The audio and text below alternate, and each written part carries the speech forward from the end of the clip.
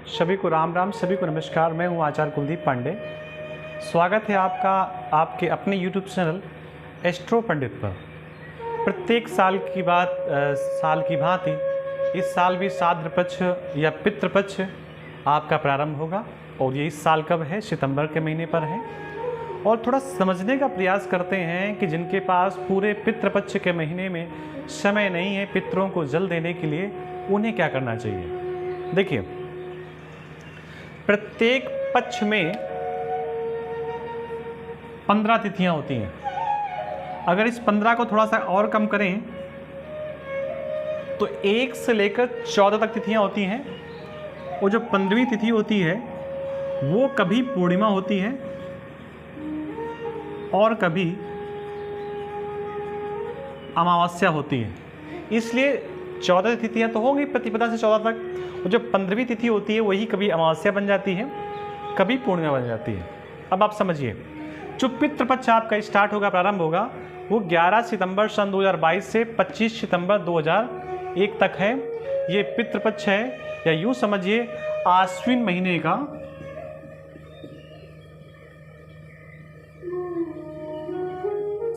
कृष्ण पक्ष। आश्विन महीने का पूरा कृष्ण पक्ष पितृपक्ष के नाम से जाना जाता है। अब किस दिन किसको कैसे श्राद्ध करना चाहिए? प्रयास तो करना चाहिए कि पूर्णिमा से प्रारंभ करके अमावस्या तक व्यक्ति को श्राद्ध करना चाहिए।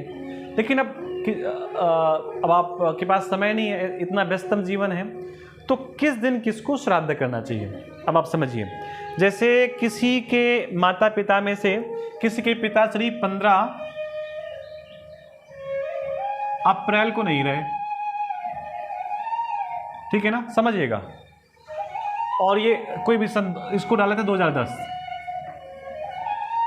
तो पंडित जी से कहिए कि हमको बताइए 15 अप्रैल 2010 को तिथि कौन सी थी।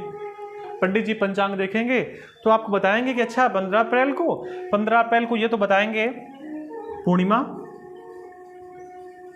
या बताएंगे प्रतिपदा, या बताएंगे द्वितीया, और या बताएंगे चतुर्दशी। राइटिंग पे मत जाना, क्योंकि राइटिंग अच्छी होती तो कुछ और अच्छा होता, कल शब्दों पे जाना। तो 15 अप्रैल को क्या बता देंगे? तिथि। सोचिए, आपको तिथि क्या मिल गई? प्रतिपदा। तो ऐसे व्यक्ति को आश्विन कृष्ण पक्ष जब प्रारंभ होता है तो प्रतिपदा के दिन, यानी कि पहले ही दिन, पिता या माता जो भी होते हैं उनका हमें श्राद्ध करना चाहिए। ये उनके लिए है जिनके पास समय का अभाव है। अगर सपोज करिए 15 को आपकी निकल आती चतुर्थी, तो आप चतुर्थी के दिन श्राद्ध करेंगे। अब मालूम पड़े कि माता या पिता किसी ऐसी तिथि नहीं रहे कि हमको पता ही नहीं थी, तो आप पूरे पक्ष में श्राद्ध कर सकते हैं। लेकिन फिर भी आपका समय बिल्कुल नहीं है, तो जैसे माता की तिथि नहीं पता है कि माता किस तारीख, देखो तारीख और तिथि में फर्क है। तारीख है अंग्रेजी और तिथि है हिंदी। ये 15 अप्रैल ये अंग्रेजी का महीना है, लेकिन इस 15 अप्रैल को तिथि कौन सी पड़ रही है, ये अलग मतलब है, ठीक है ना। तो जैसे माता की तिथि नहीं पता है, डेट नहीं पता है, तो ऐसी स्थिति पे जिस दिन नवमी पड़ रही होगी, इस नवमी को क्या कहते हैं? मात्र नवमी। तो मात्र नवमी के दिन व्यक्ति को श्राद्ध करना चाहिए। पुनः बताता हूँ, ये उनके लिए है जिनके पास समय का अभाव है। और अब पिता की तिथि नहीं पता है, तो ऐसी स्थिति में 25 तारीख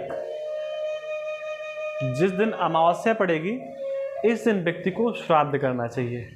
और प्रयास, अब एक चीज़ और भी होती है, मालूम पड़े जिस दिन माता या पिता का शरीर छूटा उस दिन पूर्णिमा थी। क्या थी? पूर्णिमा। और पूर्णिमा तो यहाँ से यहाँ तक आई नहीं भाई, प्रतिपदा से प्रारंभ हुआ, अमावस्या तक पहुँच गए। अब पूर्णिमा कब आएगी? इसके अगले 15 दिन बाद। लेकिन आप ध्यान दीजिए, जिस दिन आपकी प्रतिपदा प्रारंभ हुई थी उसके एक दिन पहले, यानी कि 11 से पहले 10 सितंबर को, 11 से पहले 10 सितंबर को पूर्णिमा थी ना, क्योंकि पूर्णिमा के बाद ही तो प्रतिपदा प्रारंभ हुई है, तो फिर आपको उस दिन पूर्णिमा के दिन श्राद्ध करना चाहिए। तो प्रयास तो करना चाहिए 16 दिन श्राद्ध करें। अगर तारीख नहीं पता, एक दिन चाहते हैं कि हम एक दिन में निपटाना चाहते हैं, तो मातृ नवमी को कर लें माता के प्रति, और पिता का कर लें अमावस्या को।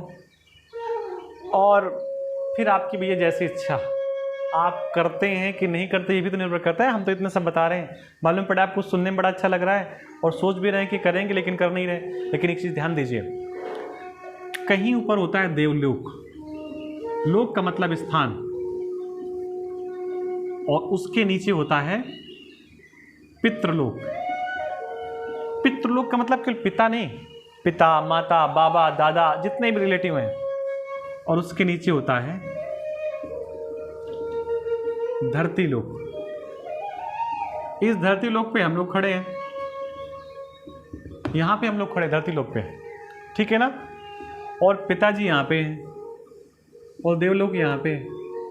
देवता का कृपा बरसाना चाहेंगे तो कृपा कहाँ से आएगी? पिताजी जब पास करेंगे तभी तो कृपा यहाँ पे आ पाएगी।